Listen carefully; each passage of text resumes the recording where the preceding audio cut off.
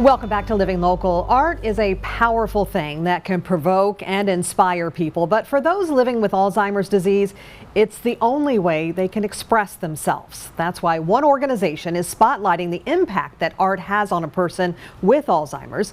Memories in the Making is an annual event helping the Alzheimer's Association. And here to tell us a little bit more about how we can help is Michele Green, a volunteer with the Alzheimer's Association. Michele, thank you so much for being here. Welcome. Thank you very much for having me. So this is an annual event, Memories in the Making. Tell us a little bit more about this. I'd love to. It's an annual event, as you said, live auction, art auction and gala event, and it is to benefit the Alzheimer's Association. So what's really special is every piece of artwork is created by somebody with Alzheimer's or dementia-related disease. Last year we had over 250 in attendance and raised over $55,000. We sold out the mark. That's awesome. That's awesome. And these are all paintings? Are they drawings? Mainly paintings. Okay. That goes in our live auction section. Okay. There is a silent auction where we'll have some other pieces of different art as well available, but again, all created by folks with a dementia-related diagnosis. And what are some of these pictures of? What are they usually drawing? This is my favorite part because it really could be anything. You see everything from their childhood home. We get a lot of farm scenes of kind of where they were raised. Oh, yeah. Sometimes it is an American flag. We have some animals.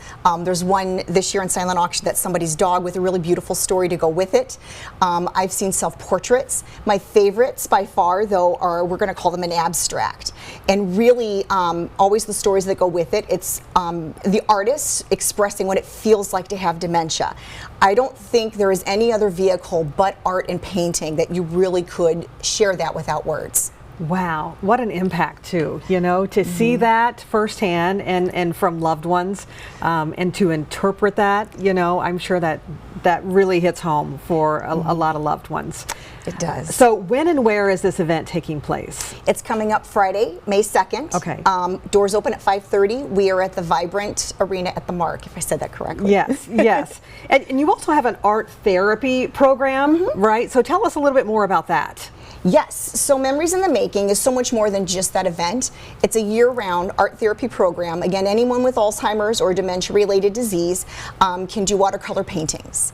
And as we know, most folks early in their disease process lose the ability to communicate verbally with words. And so much is lost for families and loved ones in that too, when you can't have that connection. And what we know is when we give them a paint and a brush so often, now they have a new vehicle to express themselves, whether it be, you know, we kind of used a few examples a minute ago, but memories from a trip, things they did with their children, maybe from their childhood or just an emotion. The stories that go with these paintings are just amazing, and a way to connect again and say I love you, that they need to say, families need to hear. We really need to amplify those voices. They still have so much to share and say. Definitely, definitely, and what a way to express themselves, like you said, because sometimes there's not that communication, but that barrier is there, but to express that and to see that and to bring back so many memories, even all the way from, you know, to childhood, right? Absolutely. Okay, how can viewers get tickets to this event or maybe get involved? Absolutely. So the website is qcmemories25.givesmart.com. If you go there, details for the event. You can buy tickets. Also, if you want to participate in the art program, there's information there to contact the local Davenport Alzheimer's Association offices. Okay, yes, and we have that website right there on the screen. And all the money that's raised from this event, where does that go? Go right back to the Alzheimer's Association, right? Right back to the Alzheimer's Association. How that helps our community locally and families and caregivers here. Certainly resources for support groups. That's really, really important, virtually and in person. There's several of those there. I encourage anyone who's watching would like that support that they go to the website and find a group that works for them. There is a 24/7 helpline that is really one of the best resources they have. So if they go to alz.org/Iowa, they can find that helpline number that is staffed again 24/7. The website itself, making sure there is up-to-date articles, resources, education, and of course research. We're in a really exciting stage of this disease where there are treatments now available, but that comes from research and that always needs to be funded. Definitely, definitely.